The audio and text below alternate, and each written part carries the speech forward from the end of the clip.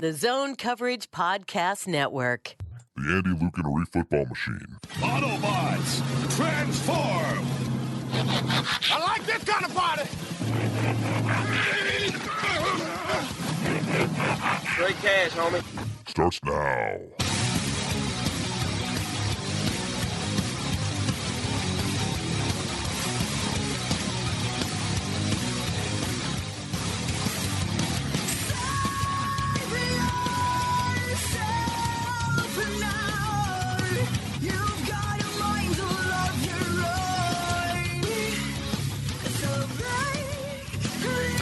Welcome back to Thunderdome for another Zone Coverage Football Machine on the Zone Coverage Podcast Network 2321.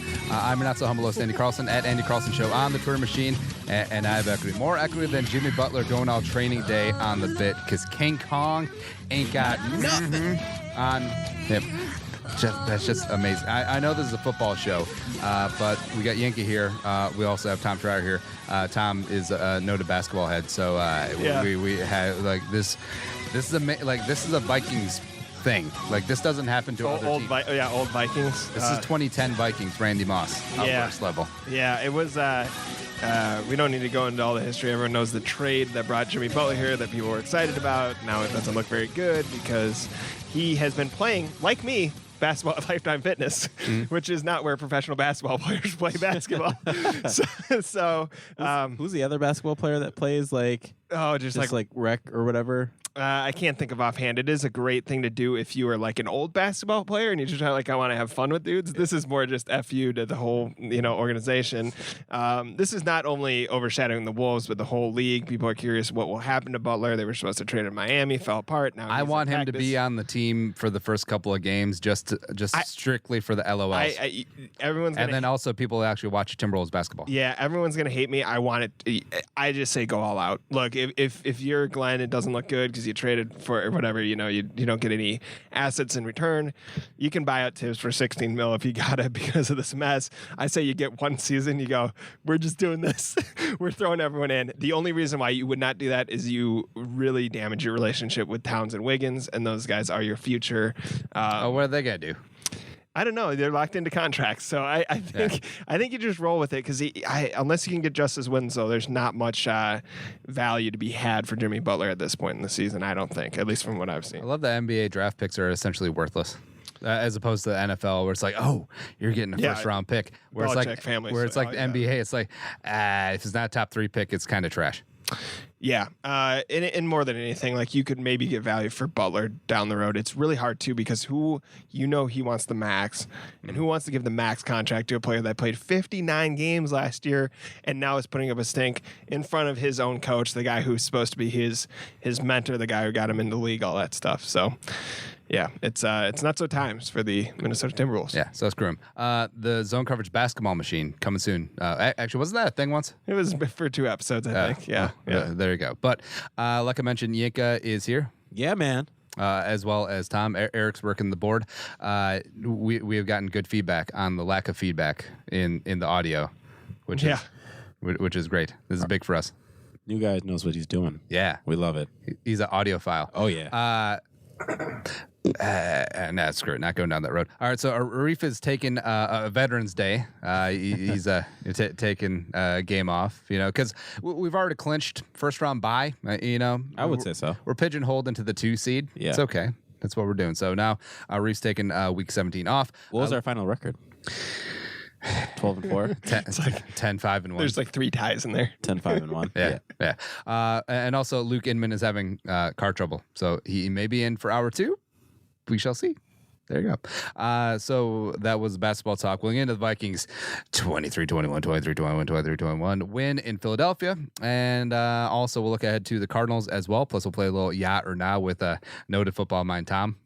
It'd be great. Yeah. Hey, I watched the game. I was there with Luke. We were at Lucky's 13. If you haven't checked it out, definitely come down if you're in the South Metro. Luke does a great job. He is a natural at getting the crowd going. Yep. Definitely add something to your viewing experience there, and it's a really fun place to watch a game. Really great bar, restaurant, great food, beer, all that stuff. Wait, a bar is a good place to watch a football game? Yeah, Tom? it's breaking news. Breaking news. Yeah. Jimmy Butler's at practice. Bars are good places to watch football. I prefer watching my football games at Panera Bread. on my phone, getting soup. Yeah, it's gonna be a good time. So follow Zone Coverage on the Twitter machine at Zone Coverage MN. Subscribe, rate, review us on the iTunes as well. Help us climb the charts. Also, Tom, what's going on ZoneCoverage.com? Yeah, well, obviously Jimmy Butler will be updating that. Dane Moore is on that story. Yeah, yep. Brandon Warren was on the phone with Falvey Levine as part of a conference call. If you want to know what's going on with the Twins, what they're planning on doing there, that story, the whole like Mauer thing, gets buried with Vikings winning, Butler. But if you want to check that out, otherwise daily content from Sam Ekstrom, great reporter, doing great work for us. A lot going on in Minnesota sports. It was a quiet summer with the Twins being pretty bad, but man, have things ramped up with all across, each league, each team. I don't know if you guys have noticed this, but have you noticed that like Pro Football Talk, they're essentially an aggregator, so they just quote like beat writers' articles and stuff. Florio always does Thomason. Like whenever Thomason writes a piece, it'll be aggregated on Pro PFT. So it's interesting. Maybe they have a friendship. There may be that. I think the other thing is I know like Berardino when he was at the Pioneer Press would always get on Roto World, and they may be doing things to get specifically onto those aggregators. Yeah. But yeah, it's a weird world out there. I still maintain as much as we update breaking news. We did this with Everson Griffin. We did this with Molitor and all that. I still think being first gets a little confusing because you can just be wrong. There's going to be a lot of fallout. There's probably things that are wrong in some of those reports about Butler because there's so many of them. Yep. And we're going to have analysis of what this means, what a potential trade could do, what it does to the locker room. We'll try to get down, down there, talk to the guys because man, does this just it's fun. Yank and I were talking on the way over here. It's fun in some sense, but it's also like you should never get to this point. Yeah. Well, to me, this is because I consider myself both a basketball and a football fan, more so football than basketball. But this is something that I see that football fans don't really work watching basketball because they still watch it through that same lens. And you have to understand basketball, there's constantly drama in the NBA, especially off season. Like I think NBA is probably the best off season in terms of there's a lot of drama. There's players constantly having beefs, talking about each other and stuff. And you don't get that as much in the NFL just because everything is so controlled and everyone gets on there, make sure that you're not trying to mess up their money. Whereas in the NBA, it's like guys are going to trash talk each other and then they're going to show up to on the court with each other. And play together. The flip side, basketball is pro wrestling. Also pro wrestling. Vikings going into Philadelphia and getting some vengeance, kind of, for the 38-7 NFC title game debacle. Vikings win on Sunday, defeated the Eagles 23-21 on the strength of the Linval fumble 6. If he had to run another 20 yards, I think he may be dead. I think it was good. He may have ceased to be. I think it was good. I think it was just more like he's never had to run for that long in a while.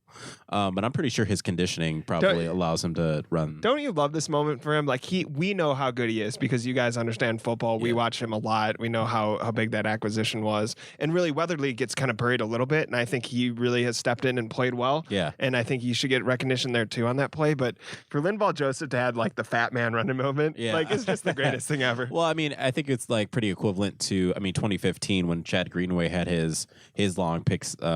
Was it pick 6 or just like fumble recovery, whatever that was? It was a pick 6, and I remember at the time, like Arif and I were just like, just keep running, just keep out the stadium, retire, it's over, and going on a high note. That was the thing is like, for Linval, you know how great of a player that he is, and he needed that recognition for maybe this gets the league to really just truly. He's probably easily one of the top 3 interior nose tackles in the game right now, but he doesn't get enough. He doesn't give enough appreciation.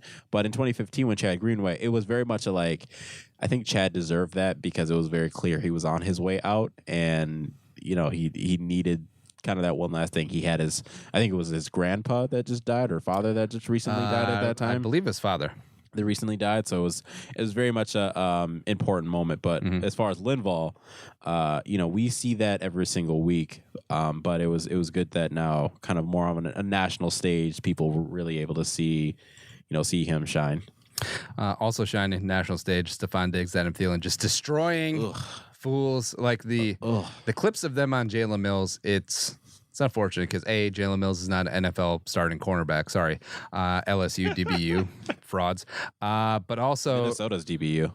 Yeah. I saw Yinka pink me off once. That counts. Yeah. Well, all right. So who's in from the Gophers? Eric Murray, Brian Body Calhoun. You have. Winfield Jr. will be good. Yeah, Winfield Jr. will be there. Jalen Myrick was with the Jaguars and I was with the Vikings. Colin was in the league for 2 days. Yeah. He'll be back though.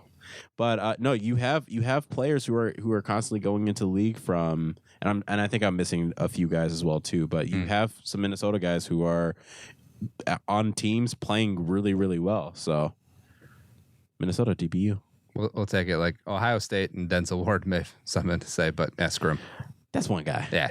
But Diggs and Thielen, like the fact that Thielen is on such a historic pace, he's on pace to. Stats are stupid nowadays because it's the passing league is like it's ridiculous right now, and I really wish there was some way that we could adjust for era, so that we can stop having like the same measurements.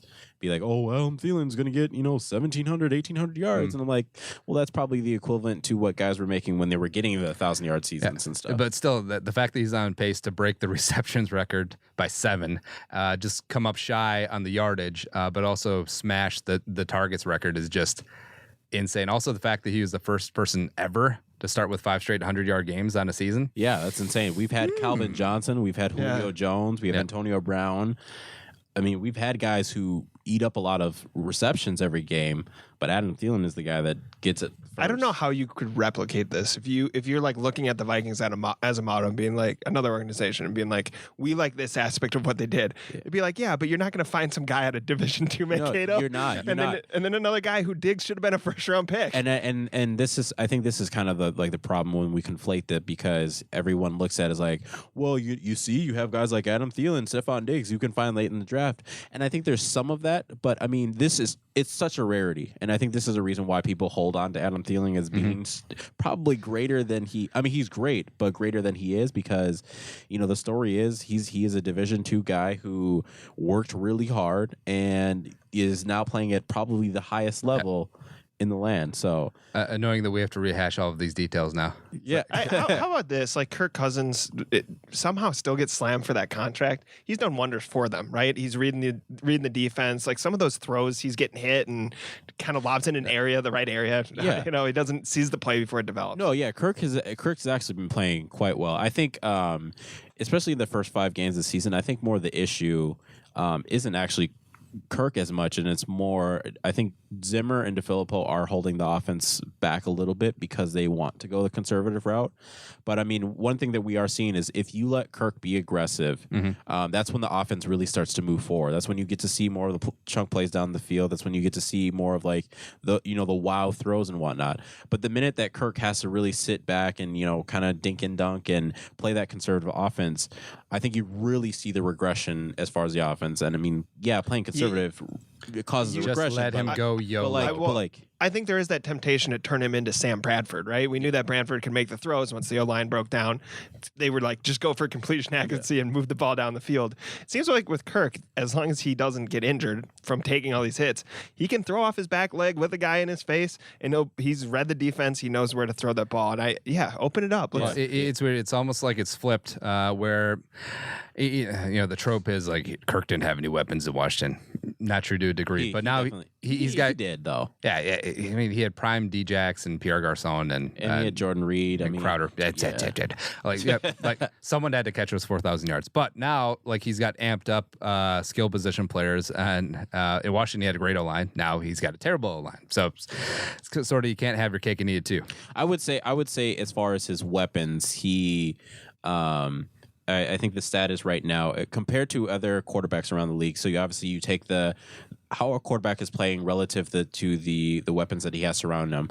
When you don't account for offensive line, Kirk is still playing right about average at right 16. I think is his number. So I mean It's funny to say, but Kirk can still play quite a bit better considering the weapons that he does have around him.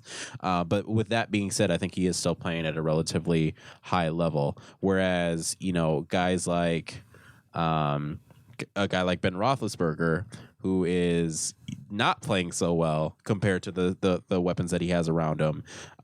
He has a great offensive line, but I mean, like, he has a great wide receiving core. You have Antonio Brown, you have Juju Smith-Schuster.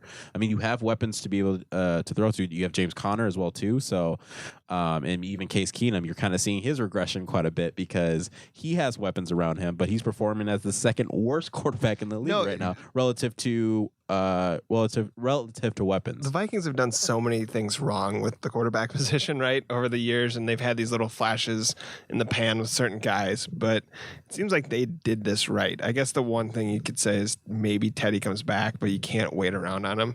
Bradford doesn't look Teddy's good. coming back in 3 weeks. As in he's going to be the starter for the Saints. Damn in 3 weeks. Drew Brees just set the record. You'd be like, yeah, goodbye, like, I'm done. Y'all go win the Super Bowl. I'm good. You know what's so stupid about the Brees passing record is that Matthew Stafford will probably break it. Which, of all people, it's like, years. okay. Yeah. Or, hell, Mahomes may break it. Yeah, Mahomes might break it this year. Jesus. You guys love watching him, right? Like, I watched that game was fun. on Channel 4. He's so much fun to watch. I mean, and like, I'm not a huge fan of strong quarterbacks, but like the throws and the way that he's operating the offense is just unreal. Like granted, he's a rookie. We don't have tape on him and all that stuff. So maybe he'll come back down to earth. But for the time being, he's a lot of fun to watch. And I'm always an accuracy over arm strength guy. You know, that's why I was a fan of Team Teddy. That's why I'm a fan of Peyton Manning. It probably, if you stacked up the top 25 quarterbacks of all time, Peyton Manning probably has the weakest arm of all of them, which is insane. And he's regarded as one of the best. Just there's something about inaccurate football. But when you have accuracy like Mahomes does, and you got a freaking gun, and you're good in the pocket, Can throw left-handed. it's pretty damn amazing. My question for you, going back to Kirk Cousins, is that Manning got by on his smarts for a while, right? We knew that kind of even at the very end. I know the defense carried him in that championship. Except for getting into bed with Papa John's, but proceed. Lack of intelligence. That was off the field, though.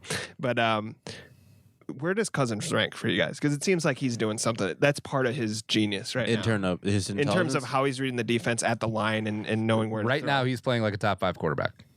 In that regard, or holistically? Just all encompassingly. So far, you can make a good case that he's a top 5 quarterback so far this season. And intelligence plays a role, right? I mean, there's no way that he can see a play develop when he's got all these guys coming. He must just know where the ball is supposed to go. Yeah, some of those throws. But I mean, that's kind of a pro and con with Kirk Cousins because he does know where the ball is supposed to go. Yeah. But when things break down and they can't go to that issue, that's when you kind of see his regression per play. That he won't necessarily find that third read that he's supposed to always get to. And part of that is obviously offensive line, but I mean, you have a lot of offensive line issues. However, Kirk is playing relatively good compared to like pressures per play. He's probably, I think, the 6th ranked quarterback right now that's playing well. So far this season, Kirk's been pressured 110 times, had 11 sacks, and also been hit 16 times. But other than that, he's been fine. Yeah, and that was I think that was something that he actually brought up in, I think, an article that I was reading, that he is, I mean, one of the smarts that you kind of see is the way that he evaluates it. He actually knocked people who are very much volume stats when they kind of cite him as well. Because if you want to cite one guy that's a volume stats kind of guy, Kirk Cousins is definitely one who's at the top of the list. But he was actually looking at it in terms of, Kirk Cousins is passing the ball a lot, right? The Vikings don't have a run game right now, so they're having to rely more on either short passes to be the extension of the run game, or just passing the ball a lot more so.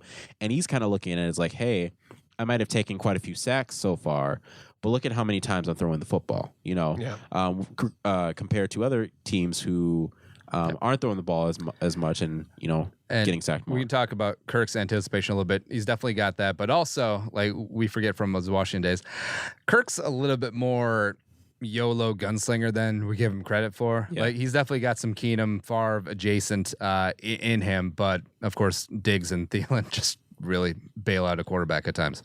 Yeah, and I mean, it's something I've been saying since training camp, which was, I think it was when I saw him in training camp that you can tell, like, his arm strength is there. He's making throws that Keenum couldn't make, and you saw him constantly underthrow throws that you're seeing Kirk put on the dime. I think throwing a fade route is one of his best routes because he's able to throw it on the back shoulder where DBs can't make. Like that Thielen touchdown. Yeah. It's like DB maybe like 7 quarterbacks can make that throw. Exactly, and not many people and not many DBs can make that that play on that ball. So I mean, it is anticipation, it is placement, but it also is just like being able to put it where it needs to be because of that arm strength. When Arif made that case against Keenum last year, wasn't that one of the things he cited was how many yards after catch you get from a Diggs, from a Thielen, let alone routes and separation? It's a nice combination when you don't have Keenum, when you have that star power arm. Tom, it's weird hearing you talk about routes.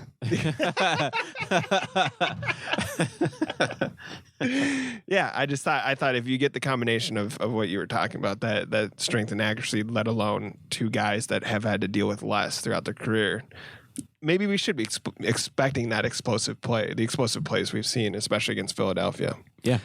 Something you should also expect is that your underwear that you're wearing right now, not so great, but tell you what, the Mac Weldon underwear I got on right now is so amazing. Just it fits right, does not bunch, and also it's the most comfortable underwear, socks, shirts, undershirts, hoodies, and sweatpants and more that you will ever wear. They have a line of silver underwear and shirts that are naturally antimicrobial, which is great too, which means it eliminates odor.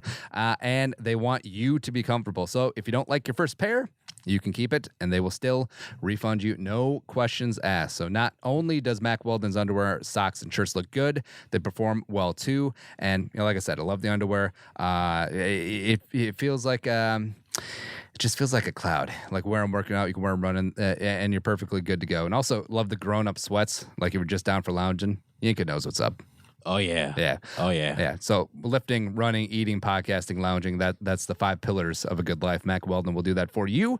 And they believe in smart design, premium fabrics, and simple shopping on their site. So easy. And also for 20% off your first order, visit macweldon.com and enter promo code ZONE, Z-O-N-E, at checkout. So again, 20% off macweldon.com, promo code ZONE. Hit it up. All right.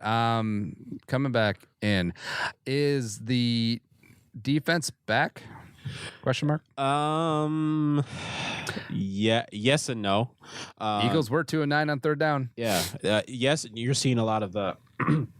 I think Zim just called a cleaner game this time around. I think he tried to pull away from doing a lot more of the maybe the fancier things and trying to out scheme it, and more just like relying on.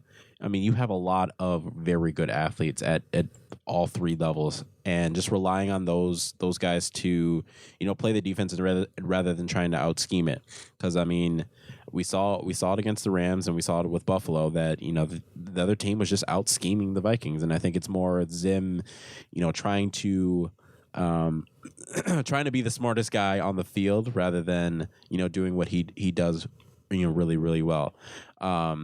I don't necessarily blame the defense for that, that fourth quarter, like maybe 4-minute drill or whatever the case is, just because, they were told to play prevent defense and back up 15 yards off the line. And I don't necessarily like that, just because if you're getting 12, 15-yard chunks at a time, you're going to drive down the field in like 3 or 4 plays and get yourself in a field goal position or in a position to score a touchdown. So I think that game was a lot closer than it needed to be, but the defense has had issues, but I think that they in spots are still playing at a pretty high level. It just will take a few games.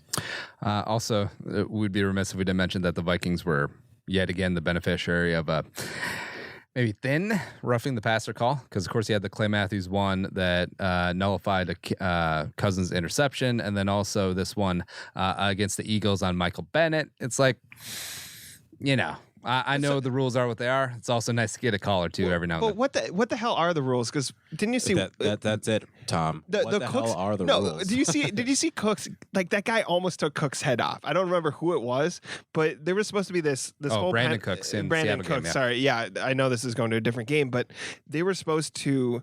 Weren't they cracking down on calls to the head, and you're not supposed to lower your head and all that?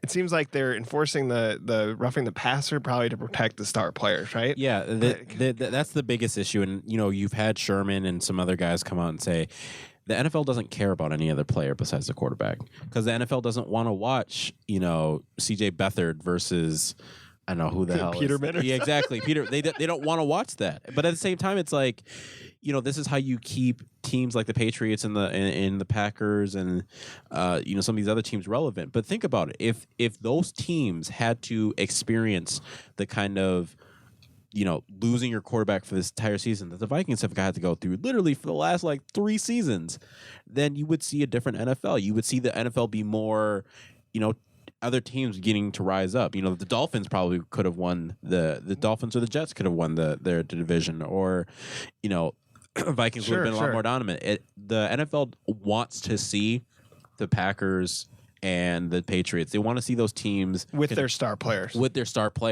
And specifically their star quarterback. But how does the NFL not want the Rams? And the Rams are more than Jared Goff. It's Todd Gurley. It's Cooks. They have a lot of these stars. Why? Yeah, the NFL should embrace. You have Goff, you have Wentz, you have Mahomes, you have.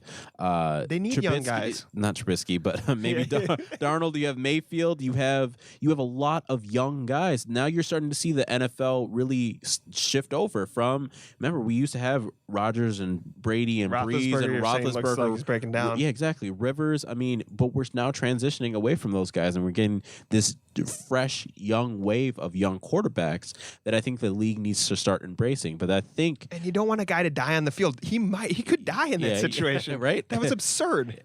And the thing is, it's like I don't know how you XFL baby. I don't know how you fix the rules, because it's like I have to look at every game and I'm like, how are DBs how do you coach that? How do you coach to make sure you tackle a guy, but make sure you don't tackle him so hard where he contact seems like the hardest. It seems like Wayne's battled that, Rhodes battled that. I'm sure Mac Alexander does. It seems like that's one thing they get caught up on. Yeah, at least a young defensive back. Yeah, getting caught up on a little yeah or nah. So I'm gonna throw out this is a scenario, and then you tell me if you agree, yeah, or disagree. Nah, pretty straightforward. First one, Adam Thielen is a top 3 wide receiver right now, which surface sounds hot, but also remember, last year, second team All-Pro, no big deal. I'll say nah, but I think he's a top. I think right now, as he's performing right now, I think he's performing at least a top 6 wide receiver. I think I would put both Diggs and Thielen right now in the top 6. Yeah. They are. It's so weird to think that they're both, especially Diggs, they're both still so young and performing you don't feel like they're quite in their prime yet. I don't feel Diggs is in his prime, and if Adam Thielen is in his prime, I think he can still get better, and it's scary to think about that he's performing at such a high level, and he's making good DBs look silly, but he's making the bad DBs look exactly how we know them to be. So, nah, but not by much. Just for reference, DeAndre Hopkins is number 1 in receiving yards. Thielen number 2, ahead of Julio Jones, Michael Thomas, Odell Beckham Jr. Yep. I don't think that's an all-encompassing stat. No, it's not. But more and more, it's harder to say he's not. And I know I'm biased. He's from here and all that, but man, he's looking like it. No, he is. Yeah, and he really is. And I think week 10, if we say this again, and he's still kind of in that conversation, maybe not necessarily yards, but he's still putting up the same level of efficiency that he is. Yeah, I could easily see him finishing as a top 3 wide receiver. Guy who went to Mankato. Yeah. Yeah. But I mean, and that's kind of what I was trying to get at before. It's this is an anomaly, and I want everyone to understand that it's an anomaly.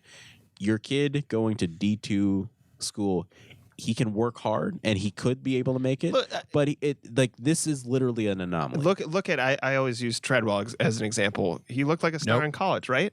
And look at how hard it is to transition to being an NFL player, given his skill set where he was drafted, all that stuff. And I mean, and maybe that's just it. The issue is the way that colleges and/or the NFL is looking to recruit people, because Adam Thielen should have been drafted based on how he's playing right now. But that's all hindsight, right? But look at someone like Stephon Diggs. Easily should have been a first or second round pick. Fell to the 5th round. Why? Just because of medical stuff. You know what's crazy? If Thielen hadn't been offered by Mankato and say had been offered by UW Stout or UW Platteville, he would have been a Packer, since most UDFA tryouts are generally regional guys. So just think of Adam Thielen with Aaron Rodgers right now. Think about it. Do you think he would have? No, thanks. Do you think he would have been he would have came to the yeah, right. He would have been Jordy. Do you think he would have come to the Vikings if he went to the U? Probably, yeah. I mean, because that's how they got Cheryl's. That's how they get some of these UDFA Vikings pipelines. I mean, hell, that's why your brother tried out with the Vikings. Yeah. I like it. I just love that these like the Cheryls and the Thielens of the world. Yeah. They seem like they come out of your backyard. Yeah, they CJ Ham. They really yeah, do. CJ Ham. How do you not like the ham? I know. All right, so an addendum on the Thielen. So he's on pace for Schnepp with some out. So 143 receptions, 150 receptions, 1,885 yards, and 211 targets. Now, the Vikings single season records. 122 catches, Chris Carter twice. 1,371 yards by Chris Carter in 95. And also targets-wise, Carter same year, 197. Does he break any of those? I want to say no, and I think that's because as the offense continues to improve, I think I'll keep saying this. As the offense continues to improve and the weapons like Dalvin Cook comes back, Rudolph gets some more involved in the offense, maybe we get a third wide receiver who's really contributing. I think Adam Thielen is a person of him and Diggs that are probably going to regress as far as targets the most, just because. So better for the offense, worse for the better for the offense. And that's what I've always said. Like, if Treadwell really was going to be this huge thing, you were going to see Adam Thielen regress as far as like the amount of targets that he gets and stuff. He'll still be performing at a high level, but he's probably going to be the one that's probably going to see not as many targets and maybe not as many yards because it's going to be spread across the offense. I think Diggs with his efficiency is what drives the offense, and then Thielen can really just step in and be that really possession receiver. I think the argument for him, and let's not disregard the Bills game because that was a disaster, but they should have a relatively easier schedule coming up. Cardinals, Yep. No, Jets. but see, that's the thing. If they get their asses handed to them, that's actually a positive game script for Thielen to rack up yardage. True. That is true. I'm saying there was just so much dysfunction in the Bills game, but you would think that there's not. I mean, the Bears are going to be tough. They still have, in my opinion, quite a bit of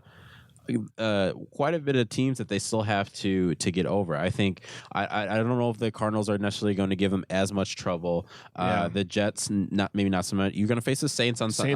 That'll be a fun game on Sunday night. I think the Bears and the Lions will still give them some work. You have to face the Packers again. Patriots are going to give them work. Seahawks are going to give them a little bit. Although the Seahawks look like they may be bursting at the seams, right? And maybe late in the season. I don't know. Yeah, maybe late. Yeah, exactly, late in the season. So that's where I think that the offense is really going to settle into its own and really starting to spread the ball a little bit more. So part of me thinks maybe competitive Thielen wants to break the record. Part of me feels like maybe he regards Chris Carter so high. He's like, I don't need to do it, whatever. I don't know. Well, I think Thielen also is playing for a redone contract as well too. I don't blame him for that. So I mean, I think he wants to get all those incentives and stuff, and like, see, this is what you're going to get out of me for 28. You said he's in his prime. Remember, there's players that retire at 30, 31. Yeah. So he really wants to get. And that's the thing. It's like I don't necessarily see Thielen getting another big contract. Not at his age now. Yeah, I can see him getting restructured, but definitely not like a 3-4 year extension on top of what he's already making. So. Because I think the Vikings could potentially in this next draft look to draft another wide receiver high as a third wide receiver, potentially wide receiver 2 to replace Thielen if he does get too expensive. Next up, yeah or nah, Kirk Cousins is in the MVP discussion. No. Are you saying no because Diggs and Thielen are helping him so much, or because there's better players in the NFL? I think Kirk Cousins is kind of the stat that I put up today. I think considering Kirk Cousins' weapons, not including his offensive line, he's still playing at the 16th best quarterback. Okay. Relative to weapons in the league. I don't want to say just because I'm not saying he's an MVP, he's not an MVP candidate right now, that he either can't be later on in the season or he's not playing at a relatively high level, because I think there's aspects of his game that he is playing at a high level. Just right now, I don't think I could comfortably say he's at an MVP level right now. I think he may be, because I don't think that they tie in Green Bay without him. I probably don't win in Philly without him. So it's like, all right, 1.5 wins there. I love the comeback against Green Bay, but also that Philly, you knew that they were going to throw, right? Yeah. Because their run defense was so good. And that is the one thing. He has not gotten help from a running game that should not be this bad. Well, we knew it should be this bad because the offensive line is pretty good. And also, Dalvin hasn't been healthy. Plus, we're stuck in the Adrian Peterson mindset still, where you look at the modern NFL, it's like, fair. Let's just chuck it. That's fair. I just always go back to like Latavius Murray was supposed to be better than this, right? No. Nope. Okay, never mind. Nope. I stand corrected. This is what we knew Latavius Murray to be. He's so big. Like, he's not a guy who's gonna, he's not gonna be shifty. He's not gonna break a bunch of tackles and stuff. He's gonna be the guy who will get you. And Cook, man, I just hope he can stay healthy. I worry that he's gonna kind of always have these lingering. Yeah, the limited fortunately, his shoulder hasn't acted up. And that was the big issue with him into the draft. It's like, everything's fine. It's a bummer. When he's healthy, he's so fun. He's so much fun to watch. Although I do enjoy when like false connections come in. It's like, well, he has a bad shoulder, so, and also he tore his ACL, so that means he's injury prone. It's like, maybe not, probably not. No. Well, I think injury prone is like, I hate that term first and foremost, but I think more importantly is like a guy tears his ACL and then next season, is maybe struggling with like hammy issues in that like same leg, and he's like, this guy's injury prone. I think in order to be injury prone, maybe not a significant injury, but the guys who either potentially have a long lingering injury that continues to be an issue year in and year out, or a guy who has maybe he dings up his hammy and then he has a tricep thing and then he has an ankle this week, and then I would consider the guy who just like his body wherever it is can't seem to hold up. But I mean, if you're still nursing an ACL tear, that's not really injury prone. That's like that's an impact injury. Yeah, that's like playing football. And I think it's like obviously I think it's a hamstring that he's suffering from, but it isn't in the same. It is. I mean, it's probably same leg. Yeah. So he's like whatever. His leg is probably still. And much smarter medical minds than I have chimed in that's pretty common. Yeah. Like soft tissue injuries on the same leg as ACL. Yeah. Next up, or not, Vikings defense will end up the season top 5 in DVOA. Yeah. They're currently 26th. Yeah, I think they will. I know it's going to be kind of a hard climb because they had so many of those clunker games, but I think we're going to start dominating teams for maybe the next 4 or 5 games, and then you'll start to see the team really be what it was last season. But I did also say going into the season, I thoroughly expected a Vikings defense regression. Like I expected them, because like defenses are so sticky year in and year out. Like it's really hard to maintain like being a top 1, 2, 3, 4 defense every single year, because you have guys getting injured, you have guys moving around, which is why they put so much on these quarterbacks, because you're just expecting Aaron Rodgers to be Aaron Rodgers every single year. That's one guy. Yeah. Whereas you have to expect 11 guys to perform at the same level, bringing in rookies, bringing in veterans or whatever the case is, and it honestly it's hard.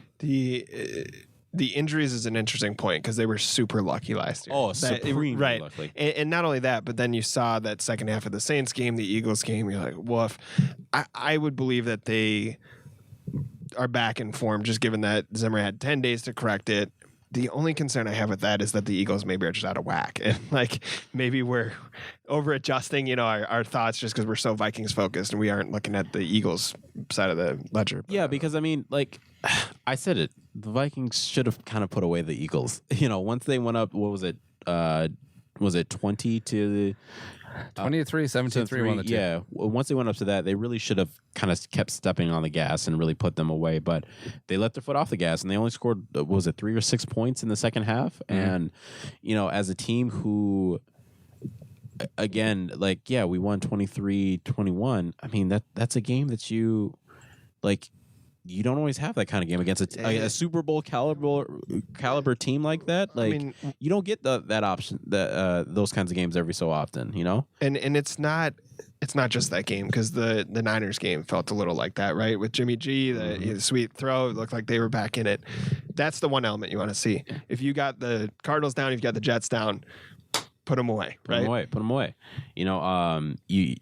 Granted, Dan Bailey does miss 2 field goals, so like they were driving down the field. So I mean, you can see that it wasn't just like they couldn't move the ball. It was the issue, like, you guys they pulled back and they hit the brakes on their offense, which was frustrating to watch, because you knew if they had played the way they played in the first half, that game would have been 35-21.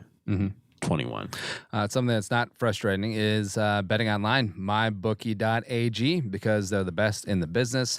Been in the business for years, and reputation is rock solid. 100% cash deposit bonuses, so you're making some cashola right off the bat for just being there. It's good times. And also fastest payouts in the West. Seriously, 2 business days. That's all you need. And also in-game live betting. So you can bet before the game, you can bet in the game, you can bet during the game, you can bet after the game. All those things. Plus the most rewarding player perks in the business, and the all-new mobile site makes wagering on the go a breeze. So here's what you got to do. Go to mybookie.ag, and also they'll match your first deposit up to 100%, up to $1,000. Use promo code ZONE100, Zone100, to activate the offer. So visit mybookie.ag today. Again, the promo code is ZONE, ZONE 100, Zone100. You play, you win, you get paid. All right, so looking forward to the Cardinals. Wednesday injury report.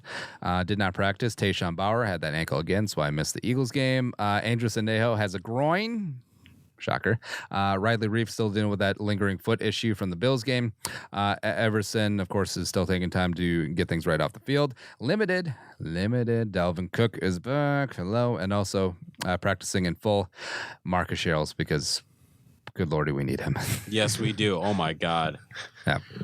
Yeah. So the Cardinals coming in 1-4. They just got their first win Sunday over the lowly San Francisco 49ers. Sam Bradford Bowl? Not really, since he's not going to play. Whatever. But care more about the return of Fadi Odenigbo. Yeah, Fadi Odenigbo back in the building. Yeah. Gerald Hodges. Also, they worked out Daniel Carlson and Kai Forbath today, just for LOLs. Daniel Carlson needs to come back. Yeah. Well, so their kicker, Phil Dawson, he's great back in the day. He's old now. Terrible. Shanked a couple kicks. Actually, that would be the best narrative ever. Just bring back Daniel Carlson, and he nails like a kick right at the end of the game, like even though the Vikings still win 31-3. He Graham Gano's it, but just to get on the board. Yeah. See, I wonder if you do that. If you're Steve Wilkes and you got pride, you're down 31-0, and you can line up for a 63-yard field goal at the end or chuck a Hail Mary. Real quick, is the whole like, this is a bad year for the kicker? Do we know if that's true, or is this just a perception thing? I think it's a perception thing. Okay. I don't think kickers are missing at a higher rate this season. I just think that it's when kickers are missing that's kind of be spotlighted. Guys are missing at the very ends of games. Because we've had 3 games that have tied this season, or is it 4? Just 2. Yeah, just the Browns, just the Vikings. Yeah, but, and part of those ties were from kickers missing last minute field goals. So it's definitely, the perception has become, the kicking's down. It's just hard to watch that Mason Crosby game and be like, yeah, dude, there's a lot of you guys, a lot of misses here. Also, Larry Fitzgerald back in town for probably the last time. Question for you, gentlemen. Is Larry Fitzgerald the top 5 wide receiver in your book? All time, we're saying. All time, yes. Not maybe on the Cardinals, probably. Yeah. Yeah, on the Cardinals, definitely. I don't know. It's really hard to say that he's a top 5 all time. I mean, we have guys like Chris Carter. We have guys like Randy Moss. Right. Chris Carter, Randy Moss, Megatron, Jerry Rice. Real quick, though, this is, again, I'm just using receiving yards. Bad stat. But Steve Largent. Jerry Rice, Terrell Owens, Larry Fitzgerald, Randy Moss, Isaac Bruce, Tony Gonzalez, Tim Brown. I mean, there's an argument for him. You can definitely make an argument for him. I'll say that. I guess it depends on what you define as like, GOAT. Are we just looking at guys who racked up a bunch of yards? Because I mean, the argument versus Jerry Rice versus Randy Moss, who's the better wide receiver? Well, Jerry Rice played football forever, and he just racked up a bunch of yards throughout those seasons. But Randy Moss was easily the most dynamic wide receiver we've ever seen play the game. Yeah, 98 set the world on fire. He changed the way that we looked at wide receivers playing football because he was just so he brought the entertainment factor. He brought this spectacular catches. He just brought he was just so much fun to watch. We're with Fitzgerald. You're as a guy you want on every team. Yeah, but didn't change the league like Randy Moss did. Larry Fitzgerald has an argument. I think he definitely has. It's pretty cool. Yeah, again, a guy from here. It's pretty cool. As far as the Cardinals go, Josh Rosen is intriguing. Their offensive line is garbage. They're not using David Johnson. I know that as a frustrated David Johnson fantasy owner, but whatever. Then also, defensively, Chandler Jones won NFC Defensive Player of the Week, which is trash. Must have been Linval last week, but not that I'm bitter. Who won? Yeah. Chandler Jones. Oh. Yeah, so he's coming in. So that's going to be a busy day for the left side of the Vikings offensive line, whether it be Riley Reif, whether it be Rashad Hill, whether it be who cares? Yeah, whatever. Then also defensively, Patrick Peterson, I feel like he's sort of in the Xavier mold where maybe he lost half a step. He's not the player he used to be, that's for sure. Yeah, and I think I don't think Patrick Peterson is the issue. I think he doesn't fit their scheme anymore. I think it's in the Cardinals' best interest to shop Patrick Peterson and really get him into a system that kind of shows more of his ability versus the system that they're in right now, which I don't think is a right fit for him. Speaking of the Cardinals, I feel like the Cardinals may be 1-7 by the trade deadline. I don't know when they're buy, so maybe 1-6. And yeah, they've been pretty open that they're shopping Deion Buchanan, money backer, as well as Hassan Reddick, who was their first round pick 2 years ago, which is insane. So it does seem like some changes are coming to Arizona, and hopefully the Vikings don't take them very lightly coming in because the Vikings are 11-point favorites. Well, it's been bet down to 10.5, but song remains the same. I'm tempted to eat the points, take the Vikings. Also, the over-under is 43. So maybe this comes out to be a 27-6 type game. Yeah, I think the Vikings should win pretty commandedly in this game. I don't really see. I mean, Rosen will be intriguing. I mean, he's just a new quarterback, so obviously he'll bring in, different tendencies that maybe the Vikings haven't seen. But at the same time, that the opposite works as well too. Vikings can throw a lot of things at Rosen that he probably hasn't seen. I really liked Rosen. I think he was probably my top quarterback going into this year, or rookie quarterback going into this year. So I expect him to play well, but I just don't think it'll be enough to hold off the Vikings. Yep. We'll get final score predictions on the YouTube machine, but I'm looking forward to a Fadi. Hopefully he's active. Yeah, man. Yeah. That is all. Any other games around the league intrigue you, excite you this week? Yeah, let me just take a look. Well, I mean, Chiefs at Patriots Sunday Night Football. That I want to watch Mahomes. I want to watch every game at this point, especially against a team like the Patriots. And there's all this talk of whether or not people will figure him out. The Patriots would be a team. I know they're not known for their defense, but would be a team that maybe Belichick works some magic and throws something weird. Plus, they played last Thursday, so they got the mini bye coming into this game. Oh man, I cannot wait for that'll probably be the only game I'm excited for. Chiefs. Rams, Chiefs, Mexico City. I think it's week 11. It's gonna be dirty. It's gonna be disgusting. Dirty. But of course, since we can't have nice things, like 5 of the main guys will be hurt that week. Just real quick, they're not great matchups. I guess Eagles Giants they weren't great matchups.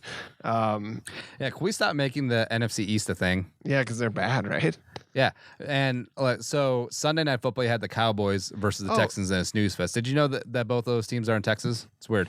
Also, Washington Monday Night Football, and then Thursday Night Football, Eagles Giants. Get out of here, NFC East. What about Steelers Bengals? The Bengals are surprisingly good. Are a little plucky, yeah. Yeah, and the Steelers seem to have some internal strife. Is that fair? So I think that's interesting. Outside of that, I mean, there's just not a lot. I don't know how many people are going, I want to see the Jets Colts, or whatever. Even the 3:00 game, Rams Broncos, you just kind of want to see the Rams. Oh, I don't know. Yeah. Speaking of which, does the what did the Eagles do at running back? So J.J., who was playing with a broken back, now has a torn ACL.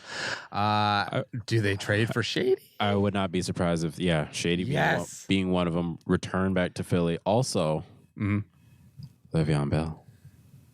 Yeah, except I mean he's expensive, but I could definitely see Le'Veon Bell taking less money to go to that team.